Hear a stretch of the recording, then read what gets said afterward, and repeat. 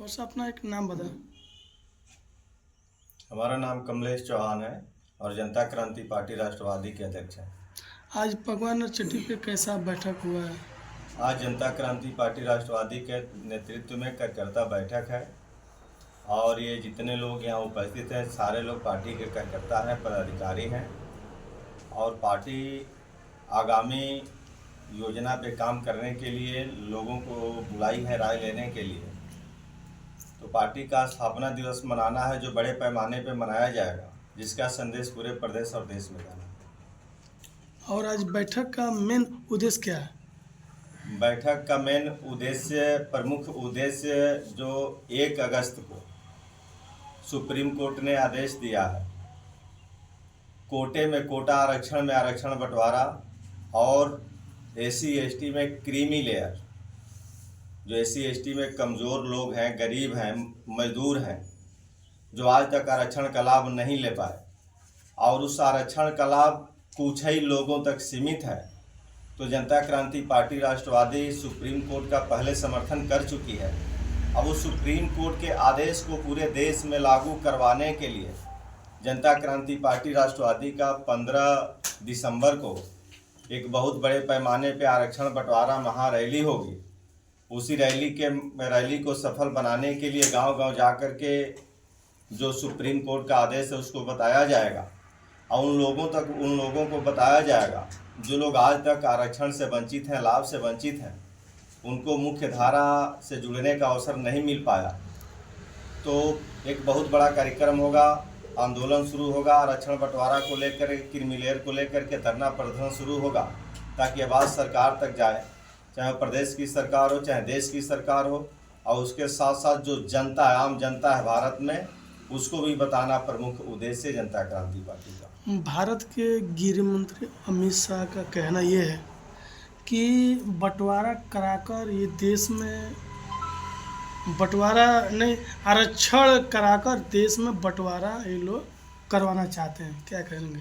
देखिए यार, अमित शाह जी को प्रॉपर ज्ञान नहीं है आरक्षण पे, और आरक्षण पे अमित शाह जी कुछ जानते ही नहीं है कि आरक्षण से किस तरह से विकास होगा, आरक्षण से किस तरह से लाभ होगा। आरक्षण एक व्यवस्था दी गई है कि जो देश में कमज़ोर हैं, गरीब है, किसान है, मजदूर हैं, हम उन सारे लोगों को अलग से लाभ दे करके उनको मजबूत करेंगे, इसीलिए आरक्षण दिया गया है।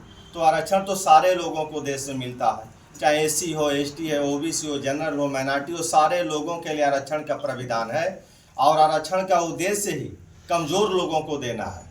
लेकिन ये सारे जगहों पे मजबूत लोग ही आरक्षण को ले रहे हैं और 75 वर्षों से कमज़ोर आरक्षण से वंचित है।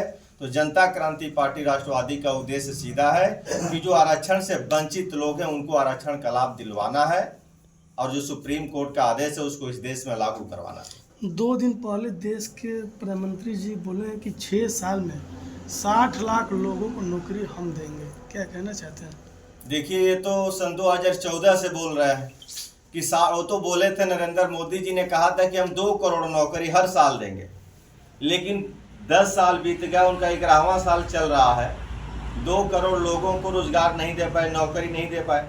आज कई सारे एजेंसियों का सर्वे आया, अभी इंडेक्स ने अपना रिपोर्ट दिया है, भारत की स्थिति कहाँ है, पहले से भी नीचे हम चले गए, 113वें नंबर पे हैं, ऊपर से हम 117वें नंबर पे हैं, हमारे नीचे कुछ ही लोग बचे हैं। आज भी देश में गरीबी, मजदूरी करने वाले लोगों की संख्या ज़्यादा है। आज भी देश में बहुत सारे लोग हैं कुपोषित हैं। मैं नहीं कह रहा हूँ, ये अंतर्राष्ट्रीय एजेंसियाँ ही कह रही हैं।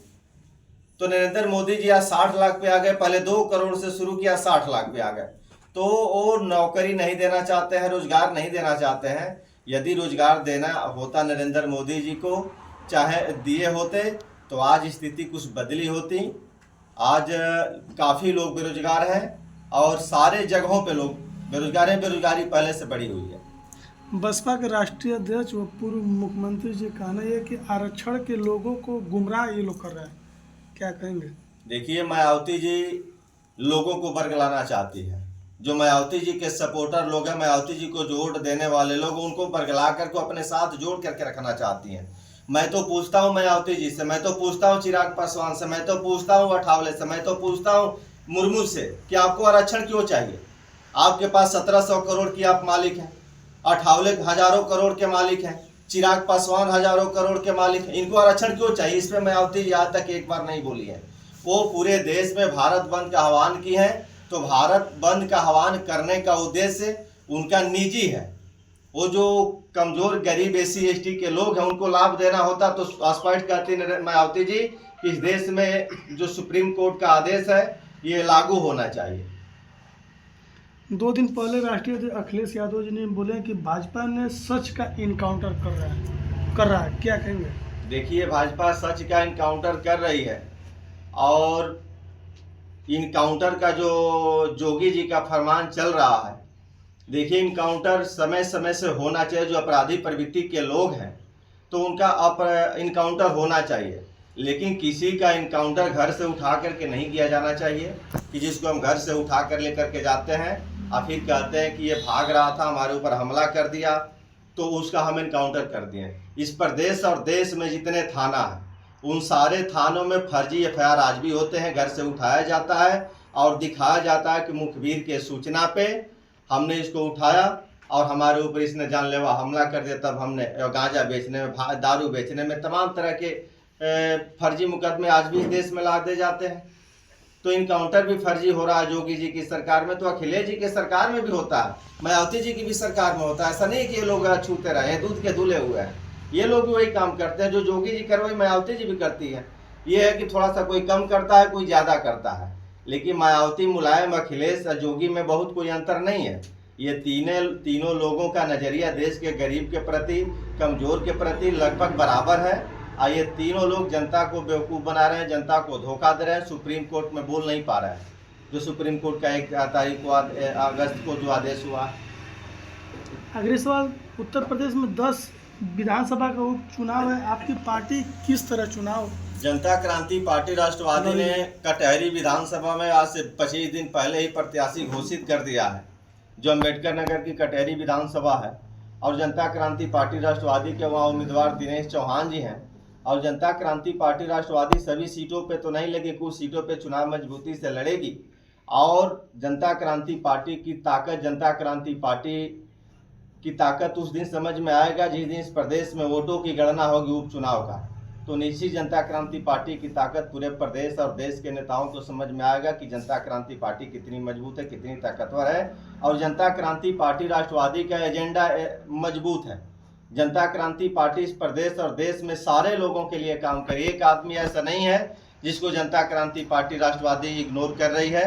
हम सारे लोगों के लिए काम कर रहे हैं, सारे लोगों की उन्नति के लिए काम कर रहे हैं, सारे लोगों की भलाई के लिए सोच रहे हैं। और निश्चित इस देश की जनता जनता क्रांति पार्टी राष्ट्रवादी पे भरोसा और विश्वास करेगी। और इसी त्रिस्तरीय पंचायत का जो चुनाव होगा सन 2026-27 में उत्तर प्रदेश में, 25-26 में, उसी में पूरे प्रदेश और प्रदेश के नेताओं को पता चलेगा कि जनता क्रांति पार्टी का वजूद क्या है। और आज पार्टी बनाने का मेन उद्देश्य क्या रहा? देखिए, जो कि देश में 7 साल से पार्टी बनी है, जितनी भी राजनीतिक पार्टियां हैं, सारी पार्टियों का उद्देश्य देश में कमज़ोर, गरीब, किसान, मजदूर को मजबूत करना है, उनको सुविधाएं देना है, उनको मुख्य धारा से जोड़ना है, वो उनका कैसे विकास हो, उनको मान सम्मान कैसे मिले। तो उसी तरह जनता क्रांति पार्टी राष्ट्रवादी का भी उद्देश्य है। और जनता क्रांति पार्टी पे लोग भरोसा विश्वास कर रहे हैं। आज तक सारे लोगों पे भरोसा लोगों ने किया है, और 75 साल भरोसा करते करते भरोसा इन लोगों से जनता का उठ गया है। तो हमें उम्मीद और विश्वास है कि इस प्रदेश और देश की जनता जनता क्रांति पार्टी राष्ट्रवादी पे भरोसा करेगी और जनता क्रांति पार्टी को एक बार अवसर देगी। जिस तरह बाबा का बुलडोजर गरीब असहायों के घरों पे चल रहा है, इस बुलडोजर के बारे में आप क्या कहेंगे? क्या 10 सीटों पे बाबा के बुलडोजर का क्या असर होगा?